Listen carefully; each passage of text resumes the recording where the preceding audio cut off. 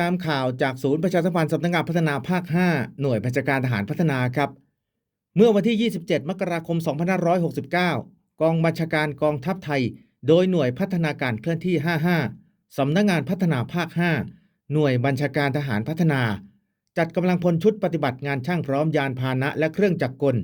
เข้าดำเนินงานแผนงานโครงการขุดลอกแหล่งน้ำประจำปีงบประมาณพศ 2568 โดยการขุดลอกแหล่งน้ำเดิมขนาดพื้นที่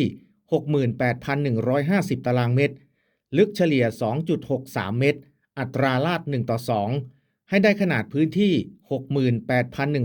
68,150 ตารางเมตรลึก4เมตรอัตราลาด1:2ปริมาณดินไม่น้อยกว่า 99,670 ลูกบาศก์เมตรเพื่อกักเก็บน้ำเอาไว้ใช้ในฤดูแล้งและใช้ในการอุปโภคของประชาชนในพื้นที่